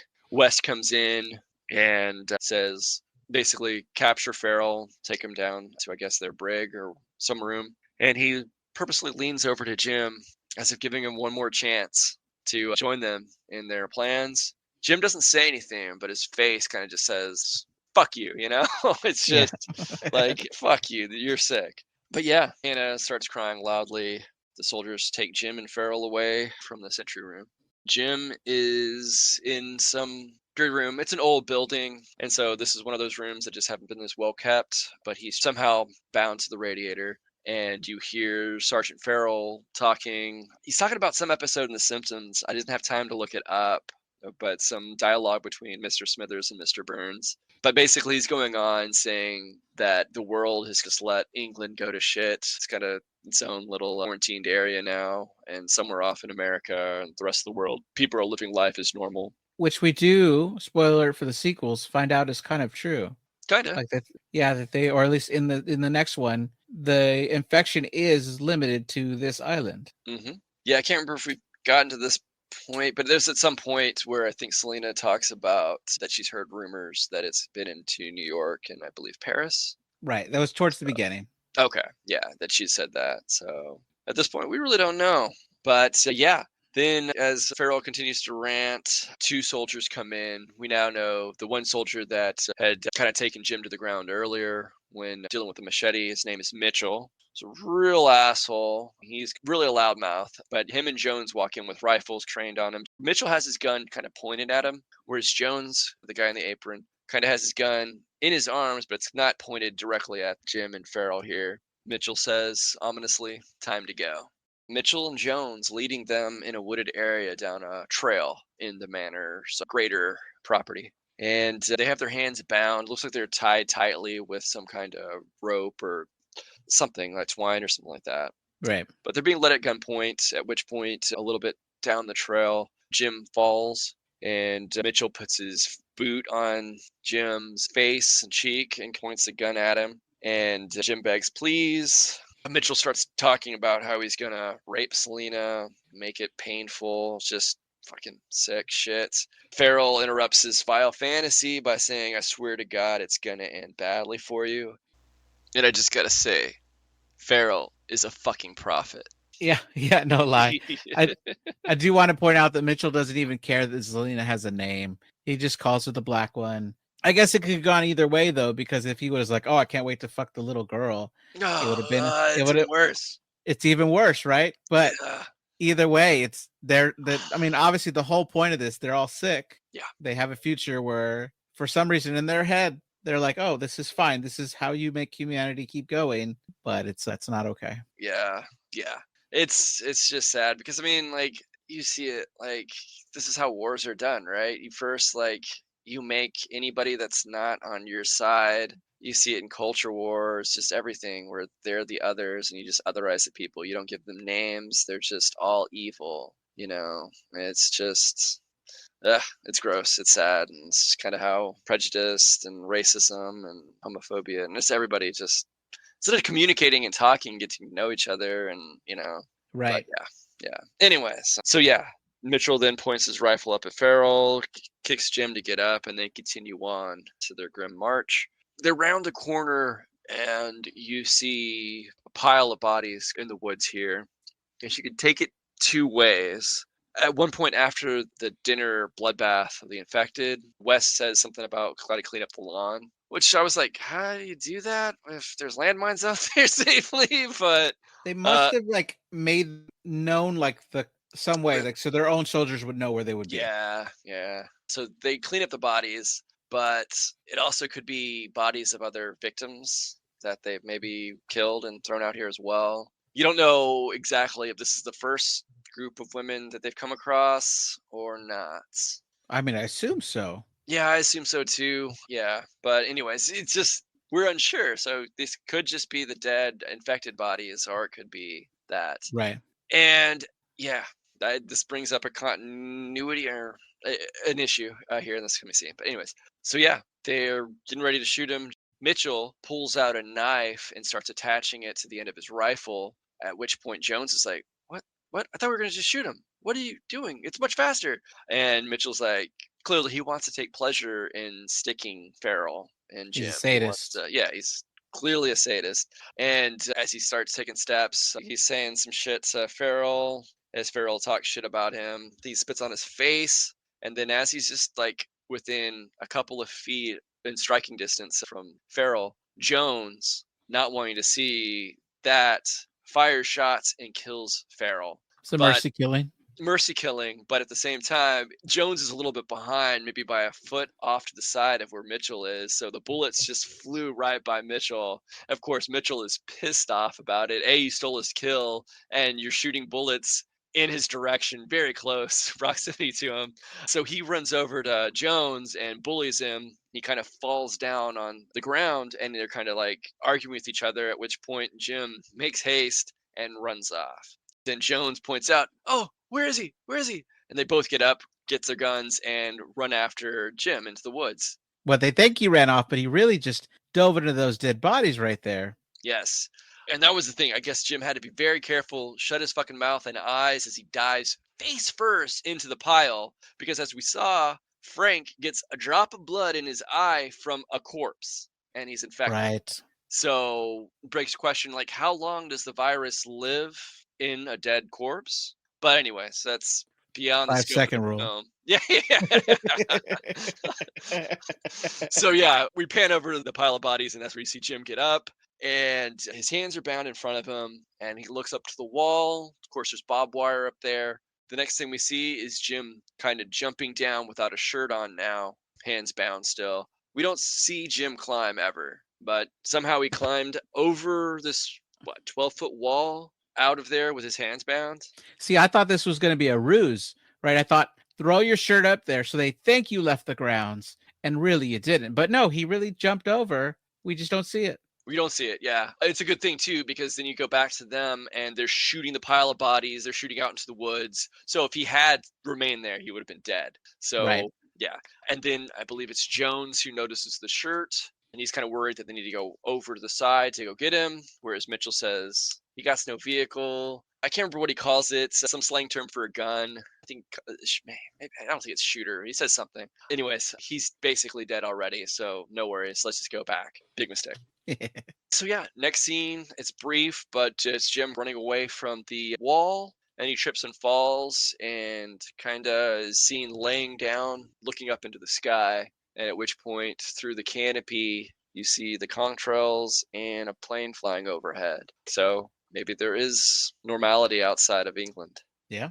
Yeah, we see Major West explaining that he wants Selena and Hannah to get dressed and look nice. Ugh, shudder, shudder, shudder. Fucking gross, man. Selena sobbing. You can't do it to Hannah. You can't do it to Hannah. She's an underage girl. Yeah. I think she's supposed to be 14 or 15. Yeah. Yeah. But West is completely unmoved by this and tells the soldiers to take him up. The former lady of the house had a fine assortment of clothes. The soldiers take Hannah and Selena into a large tiled bathroom, and there's also a large full body mirror in that room as well in the corner. The two soldiers struggle with Selena to get her top off, which they do. And in the background, Hannah's screaming, Selena. She's held by a soldier, which I think might have alopecia, or maybe they were messing with him and they were just shaving his head, but he has like patches missing. Yeah.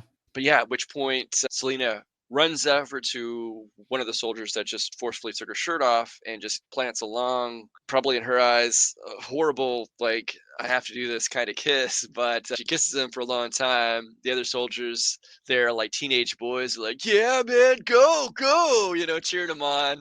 And she says, removes herself from him and says, I will change. Just please give us the decency to let us change in private. Go outside the door. That's all. And he agrees, and he tells his other men to let's go out, let's give them privacy. At which point, Selena, once they're out the room, Selena runs over. I guess there's stuff's in there, and she pulls out her pharmacy bag and starts getting pills to give to Hannah. Hannah takes some pills, but that soldier runs back in and knocks them out of her hand. It's like, don't you do that? Don't you do that? He has At to be which thinking that they're trying to commit suicide. Yeah, that's what I think too. Yeah, yeah. So he knocks him out. It's not clear how many Hannah got, but yeah, maybe it is enough. Yeah, definitely affects her. But at this point, a siren goes off, a distant siren, and she says Jim, and they get going. I think one of them says that it's from the blockade. So the soldiers are gathering to head out. I think that's when Jones and Mitchell are coming back in, and they kind of express that, yeah, Jim jumped over the wall. So yeah, we see West and this one of the soldiers, the guy with the alopecia, driving in the military vehicle to the blockade. It's now raining. Jim shirtless, winding that alarm. I don't know if he. It's hard to hear because it's raining hard, but he, I guess, gives it enough time and he goes and runs around and hides. The soldiers get out of the vehicles, looking around. At some points, West is just shooting into tents, and then he checks and looks into the tents. Then at one point, the older soldier sees Jim run by on the scaffolding, looks up, and in the commentary, they call it the alien shot Yeah. because it's shooting down. You see the rain going down, and it's the ladder going up, narrow, confined, just like in the movie Alien. And he's going up there. And at which point, once the soldier's head's out, Jim rushes by with a iron rod or something and just pops him in the head. Clean kill. The guy yells in pain from the blow and falls down. Next thing we see, West hears it and starts making his way into that direction. West comes to the military vehicle with that soldier sitting in the driver's side, which is like the Americans. I guess so. It must be American-made vehicle, the military vehicles, because he's the driver's wheel, I steering noticed wheel is that. yeah. So that's where he put this other soldier's body. West opens the passenger door, looks at him, doesn't like check his pulse or anything, but I guess he can tell he's dead. West kind of spins around quickly, thinking it's a trap, and shoots his gun off. Nothing's there. Then he moves the body out, goes to start the car, but Jim has damaged the steering column, so it won't start. While he's doing that, the infected start running. One gets up to the windshield, which West shoots the windshield in the head. And then some other ones are running through the woods near the blockade, and he kills all of them. And then he starts making his way back to the manor on foot. Yeah, he wastes a lot of ammo, and I do wonder, like, how much stockpile of ammo does he think he has? And he must think that the guy, well, we do know he is obviously a threat, but he really must fear him to just fire everywhere he think he might be before checking if he's actually there. Yeah. Yeah. So the next scene, the camera's on Selena and Hannah sitting on the couch, now dressed in fine, elegant evening gowns with the looks of disdain on their face. Well, at least on Selena. Hannah's kind of just staring Dazed. calmly. Yeah. And yeah, they're kind of watching over in silence. Then we see Jim making it to the area where Mailer's at.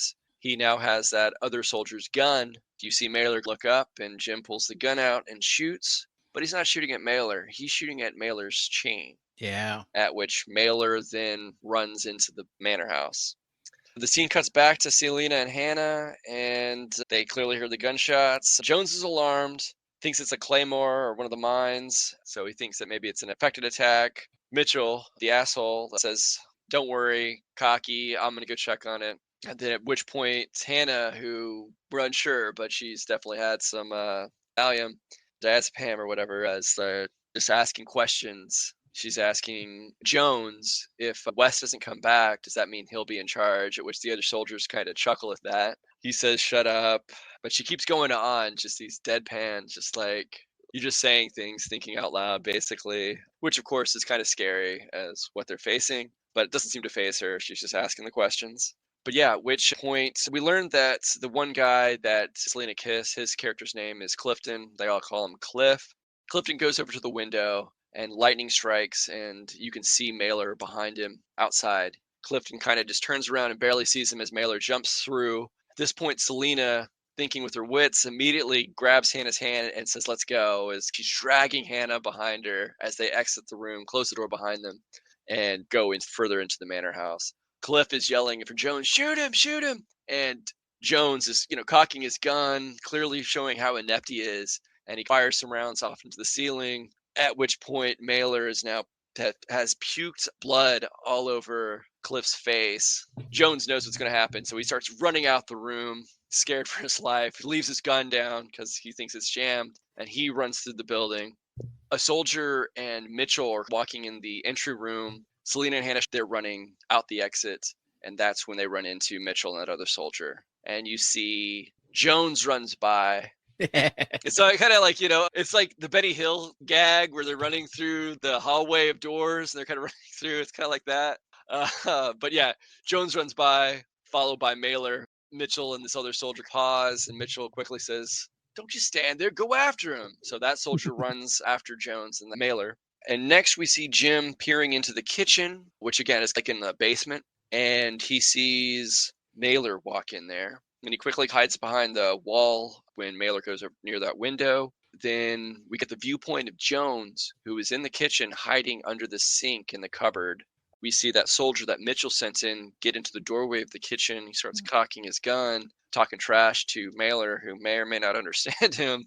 He pulls his gun ready to shoot, and then the infected Clifton runs at him unexpectedly, takes that soldier down. Most of the time, you just see them just maul people, but in this scene, they kind of grab him and take him over to the kitchen table, lay him face first on there, but then they just break his neck there. And in the commentary, they mention that, and it's like at one point while they're going through what this virus does to people, they were thinking at one point they were going to be rapey, violent things to kind of further set them apart, I guess, of, just killing them. So I don't know if that scene was shot with that in mind or whatever, because it's kind of like, yeah, why would you just like take him to the ground and kill him there? Right. Anyways, yeah.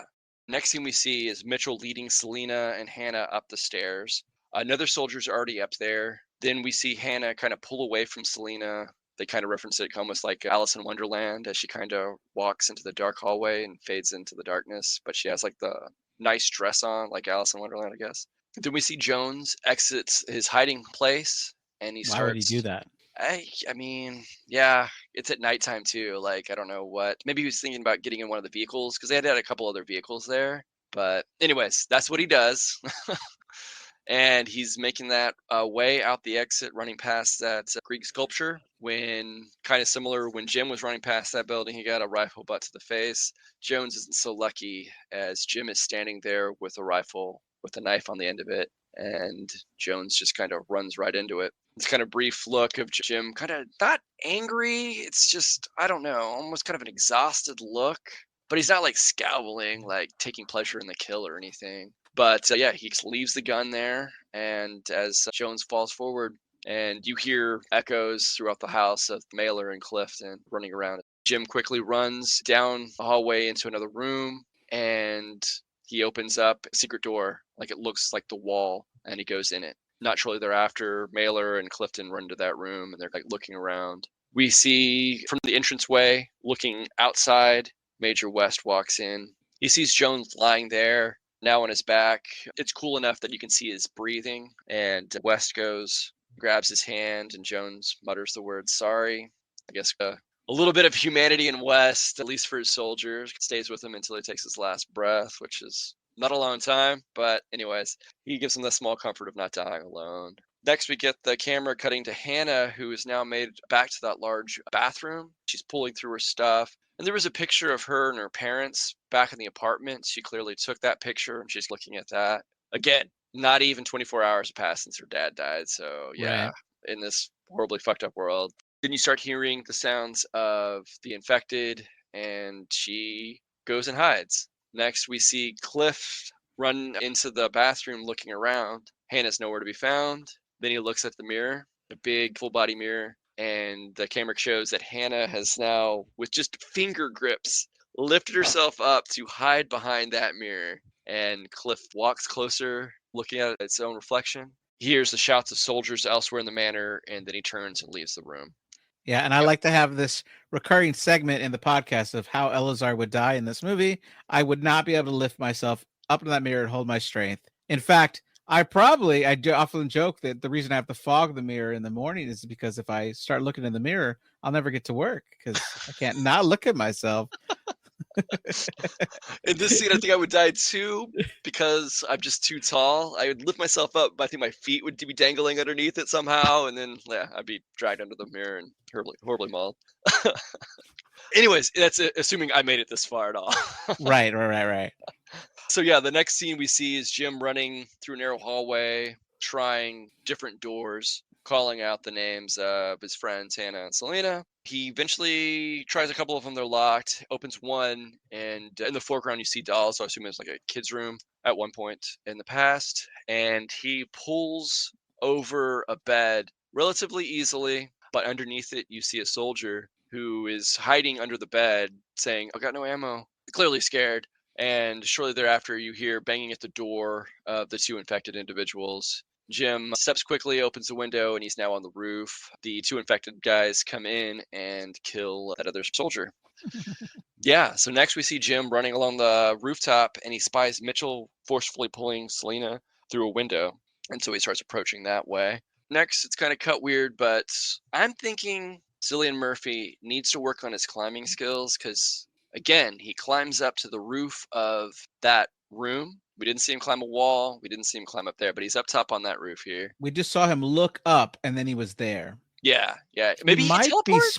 maybe Spider-Man. Oh, shit! Cillian Murphy! Yeah. Anyways, he's up there. I guess there's a hatch on that portion of the roof, and so he opens the hatch, and we hear him jumps down. Mitchell and Selena are like in the threshold of that room, and they look up, noticing the thud. But with the rain, the thunder, infected, there's a lot of sounds going on. But Mitchell drags her into that room. And again, this is another room that's seen better days. It looks like there's some holes in the ceiling. It's being worked on. But Jim is up there in that room. He goes down, and Mitchell starts talking about they're going to make it. They're going to find a little place together where they can spend the rest of their days happily ever after. That's so nice. For him, yeah. Yeah, not for her. That's fucking sick fuck. So he's telling Selena as he struggles with her to move, and they get over to the opposite side of the room from the doorway near a window. And then Jim picks the right moment because Mitchell is looking outside at the rain as Jim jumps down from the attic area, and he immediately rushes Mitchell. Selena was looking in that direction, sees him. Once Jim and Mitchell make contact, of course, he lets go of his grasp of Selena, so she backs away as they're struggling. In this brutal scene, Jim grabs his head and he's just hitting it along the brick wall over and over and over. Mitchell does manage to shoot his gun. His rifle goes off a few times before it falls out of his hand. Jim then takes him to the ground, and you start hearing this high-pitched scream of agony and intense pain, and they're struggling on the ground. And then the camera cuts up and you just see Jim's face strained, his neck and muscles are all strained, and you see his chest all taut, his arms tightened, and then it goes down finally to Mitchell's head and Jim's thumbs in his eye sockets as he kills Mitchell. Ouch. They actually joke about it in the commentary where they're talking about, yeah, that's actually Mitchell's head and that's Jim's thumbs. And the one thing, I mean, Mitchell is the actor that portrays Mitchell is fantastic, and he let us do this. Yeah. Oh man. But obviously, Jim's thumbs would be very gory right here. I've just done that. So he just does that. Death scene is intercut with Selena watching it, and then she quickly grabs her machete off the bed. Then she holds it up as Jim stands up, kind of stares at her. She's thinking that he has to be infected. It's such a brutal attack. And he takes a few steps, and she raises her machete over her shoulders like she's about to swing. But of course, she realizes it. As she said earlier, you can see it in their eyes. So she's looking into Jim's eyes, and he knows he's not infected, therefore she does. They quickly embrace. Jim's not so gory thumbs are kissing her, so that's kind of a little goof they had here. But it's be a gross scene. But yeah, then all of a sudden, Jim is hit in the back of the head with like a glass bottle or a vase, and it's Hannah, and she says that she thought that he was infected and she was being attacked. But which Right. point it would be too late, and you'd have to have two infected people at you. But yeah, it's a brief moment of levity here. Next scene, they are running out of the manor house and out the main entrance. They go over to the taxi. Hannah runs to the driver's seat, and Jim opens the back seat, I assume, to let Selena in. There is Major West with a pistol in hand. He's pointing at him, and West just mutters that Jim has killed all of his boys, and then he shoots Jim in the abdominal, at which point Hannah's now in the driver's seat. She, with some quick thinking, backs up the car rapidly. So the back of the car is in the threshold of the entrance to the manor house. And West is like, Hannah, Hannah. And a moment later, Mailer busts through the window, pulls West out as Hannah drives forward. And then Cliff joins Mailer in mauling West. Selena gets Jim in the car, and they drive down the driveway in the dark and in the rain. We didn't see this before, but they have like an iron gate on the outskirts of the entire manor property, and it's been chained together. And they bust through it. Jim is in the back, bleeding out. Just say, gun it. And as they hit, the camera pauses as Jim and Selena, not buckled in, everybody wear your seatbelts, kind of flying forward, and the camera stops. It's a cool scene. Yeah, it is. And then it fades out, fades to black, and again, ... Lower right-hand side, 28 days later, subtitles. And then you see a quick montage of little scenes. Hannah and Selena pushing around a gurney, pulling out a needle, a syringe, and fluid, doing CPR on Jim, chest compressions, saving his life. Right. The last thing in this montage, the camera is upside down. You see a lake, and the word hell is spelled out, and you see a little cottage next to the lake. Then you see Jim again waking up. He mutters something about not the curtains. Right. Then he goes down, and you see what they've done with the curtains is Selena is sewing together a bunch of stuff, and she has sewn together the gown she was wearing that horrible night that things could have gone way worse for her. Jim makes the joke in bad taste, I think, of it looked She good on looks so you. good on, yeah. It Yeah. looks so good on her. I'm sure to her it's like the memories of what could have happened. Ugh. Anyways, she's sewing the last letter to spell hello. Hannah busts into the cottage saying, "It's here, it's coming." They Have we rush heard out. that word in this movie at all? No, it's not said at all. Like, Right. greet themselves with hello. Like, come on. Maybe they do it differently in England. I don't know. No. The But drinking anyways, game, they you do get what? killed. If you play that drinking game, you're gonna get killed. Like Yeah, every this time yeah. hello is Especially said. his like, little nightmare when they're camping. He's like, okay, that's like 7 shots right there. Uh, anyway, so they run out. They start rushing to put the O out. They're putting rocks in there to hold it.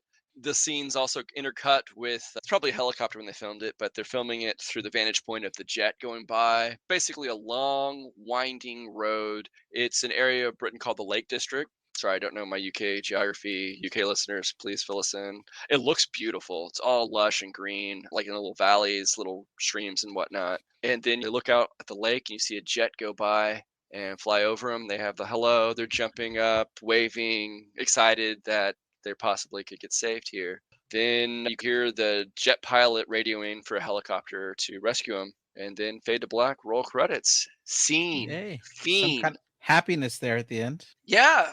So yeah, that was it. We'll get into some deleted scenes and alternate endings. Yeah. I'm All I'm right. I'm really interested in the alternate endings. I think those were really good. Yeah, so mentioned some of the songs. They also used a song by Brian Eno and another song by Blue States, but the majority of the scoring was done by a gentleman named John Murphy. The film locations: London, Salisbury, the aforementioned Lake District, and Stuttgart. That's where they filmed the opening sequence at the lab, because that's where a guy has the chimpanzees. They mentioned in the commentary that you could raise chimpanzees. I think the laws have changed now since for express purposes of filming. But I they did think say in the someone got. commentary. I think there's a film, and I can't remember which one, where someone got mauled, Yeah, and now they can't use them in films anymore. yeah, yeah. But during the filming of this movie, they stressed that these chimps love the man. It sounds like he raised him up from birth. Are really deleted scenes first? Sure. Okay. It's a deleted scene of just different shots of Jim walking through London before he goes to the church. Not really much to add. There's a scene that was supposed to be in between leaving the tube station and heading to Jim's house when they're on the rail line. They actually go through and you see a scene. They're walking through, scavenging through a train that has been set up to be like a hospital or a triage center. So it's a lot of blood, beds instead of chairs. Mark is talking about Jim probably thinking about all the dead people. And then at the end of that scene, they find a purse, and inside the purse, Jim pulls out a cell phone. They didn't film it, but in the commentary of it, Boyle said that they were supposed to find it, turn it on, and see that it works, but there's no signal. I think they were maybe thinking about using it later on somehow. But another deleted scene where they initially were going to make the exiting London a little bit longer and harder to do, basically of them driving around and finding more car pileups, but the expense to do that. This scene alone, I think there's maybe only 8 cars that are wrecked, but they were going to basically do it in post and kind of use CGI to put more in the background. But it's a scene where you can see the traffic still driving by, so they're going to take it out in post. But just how they have to shoot these films, you can kind of close off certain areas for a little bit of time. Because I think they mentioned like the scene where he's crossing the bridge is like 3 minutes is all they had. So you have multi cameras to capture the different angles. So it looks like it's walking along longer. They just cut it like that. There's another scene they cut out where it was going to be another moment of levity where they're driving around, Frank, Selena, and Jim, and they're all acting like cabbies, doing typical cabbie stuff and driving around in different European cities. Deleted scenes where Jones, they kind of take it differently, where when Jones runs from the exit, instead of getting impaled by Jim, he instead runs into an infected mob that comes into the manor. So they initially maybe had scenes where they thought like a mob of like 20 or so infected individuals actually get into the manor house. And so then would change scenes where it's Jim sneaking around the mob to get into the building. West actually has to kill Cliff, which they mentioned in the commentary. I didn't pick up on it, but they kind of allude that Cliff was supposed to be West's favorite soldier. When he walks into the dining room, he pulls off his hat, but I didn't pick up on that. Yeah.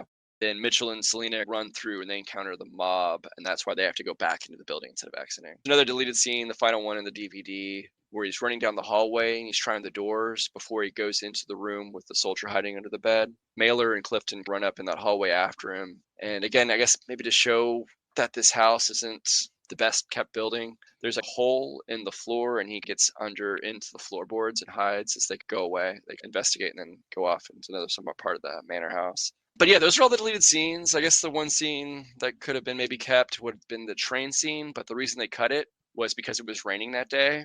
And for the purpose of the film, it wasn't supposed to have rained when they get to Frank's house, because that's the impetus for them to leave. Yeah. Yeah. So, alternate endings. What if Jim died? As they exit the manor, they cut to a scene of Selena and Hannah getting Jim into a hospital. So they used what they filmed and they just kind of cut it to that montage, but it's longer of them cutting. It also shows Selena's knowledge of medications, and she's saying, look for, I think it's morphine. Hannah, of course, is opening drawers and cabinets looking for drugs, and she's reading off some names. But ultimately, they're trying their best. Selena's getting really emotional, but Jim dies on the gurney. And then it just cuts of Hannah and Selena walking down a hallway as 2 doors shut, and the camera's eventually in darkness as the doors shut slowly. So yeah, the main character dies at the end as a possible ending. I kind of liked it. I thought that would have been a good one because I mean, I think some of the most impactful movies for me is when a character dies. It just sits with me for decades. Like in the case of Randy in Scream 2, it still bothers me, which I don't know if they didn't do it, maybe it would have just been mediocre. Like, Yeah, it's I think it's a thing. I think it's more prominent in like European films, especially where the movies don't end in a happy ending, whereas I think a lot of American films there has to be some kind of happy ending in some way, you know. The right. character survives at the end, you know. Audiences don't take it well in America. Yeah, yeah. Then there's another one. I guess it was to follow them getting rescued, but Jim's not there. He's instead replaced by a chicken. But it basically follows the same thing. They're working on the last letter of hello.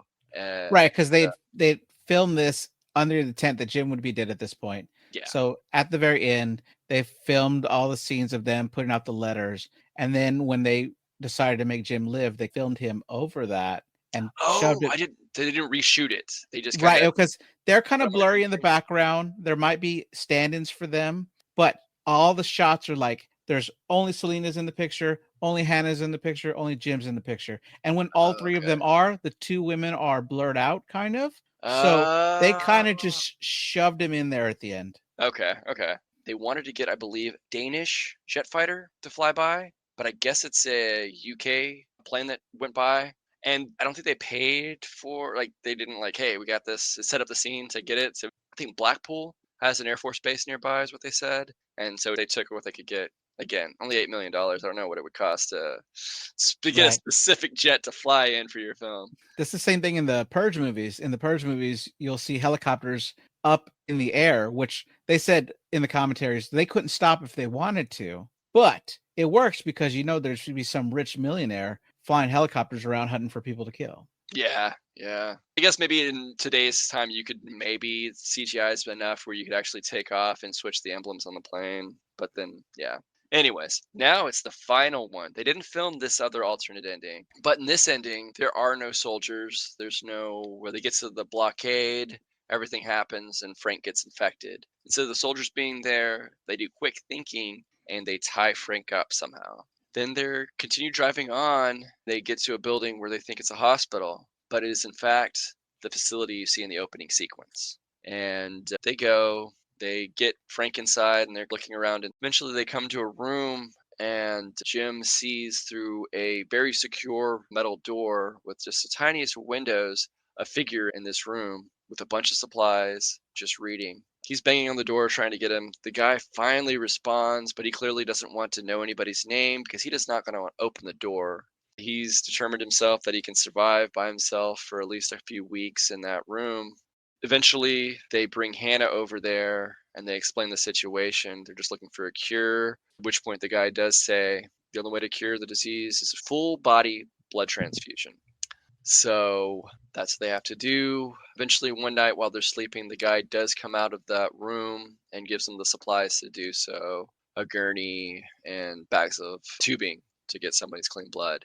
Then it would have ended with Jim sacrificing himself. Basically, he would become infected and get all of Frank's blood, and Jim would give his clean blood to Frank. And then it would have ended with Jim struggling on the gurney as Selena, Hannah, and Frank are allowed into that man's room. Seen it. But even during the commentary, like Boyle just shoots it down because it's like we've already established that one drop of blood is all it takes, which gets into Frank's eye. You can't physically get every single drop of blood out of the capillaries out of a human body, so it just wouldn't work. So they It wouldn't work. scrapped it. Yeah. Yeah, yeah. Other things I just wanted to add is that this was filmed prior to 9/11, so how they filmed it was different than if they did it today. And it came out like in the mid 90s. I guess technically Britain had a history with mad cow disease, but it really took hold in the 90s and a lot of people died. And that was kind of the last pandemic, epidemic, or of a disease breakout in Britain that kind of was really scary. Obviously, it was filmed prior to COVID. During COVID, I guess this DVD was shot up in price because it wasn't streaming anywhere. So if you didn't own it and you wanted to watch it, you had to buy it. So I guess, I've people are owned it, going to try to make money how they can. So if right? you owned it, there's people selling it for hundreds of dollars, apparently. Which is Did not crazy. know that. Yeah. Yeah. I've owned it since it came out because my friend Hunter is the one that introduced me to this movie, and I went and bought Okay. it immediately. So Yeah. I've owned that DVD. Oh, yeah. He did say in the commentary they filmed all the infected at a different aspect ratio So it kind of added to the jerkiness motion of Fra- how they move. I think it's a frame rate ratio. Yeah, frame rate. Yeah, yeah. But yeah, there's only one other character that's shot with that frame rate who was not infected, and that's Jim in the final scenes to kind of give it that feeling as Selena thinks he is infected in that brutal final scene showdown with Mitchell. Yeah, obviously the disease kind of references Ebola with people puking blood. So they take real world elements beyond just some of the scenes that you see that they took from war torn areas in our world. I think I mentioned earlier, but I like how they shot. I like this movie a lot, but just like the cinematography with the reflections of characters, and they kind of make do with a little Yeah. to kind of show a lot that's going on. I think Right. this would have been, I don't know. Yeah, it's definitely not a big budget Hollywood movie. It's, only 8 million. So yeah. Yeah, I add that the scene where he first says hello on the bridge is listed by Rotten Tomatoes in their 21 most memorable movie moment. Yeah. Yeah. I think partly, yeah, it's just like we know what's going on. He doesn't. Yeah. And he's just all of a sudden, hey, what's up, everybody? Come on. Right. Thank you, everybody. This has been Nightmare Echoes. We have new episodes every Monday. I hope you get to hear us again next time. Thank you, Joseph, for being here. Yeah, no problem, man. Thanks for letting me in the driver's seat. Oh, yeah, totally. All right, bye. All right, bye, everyone.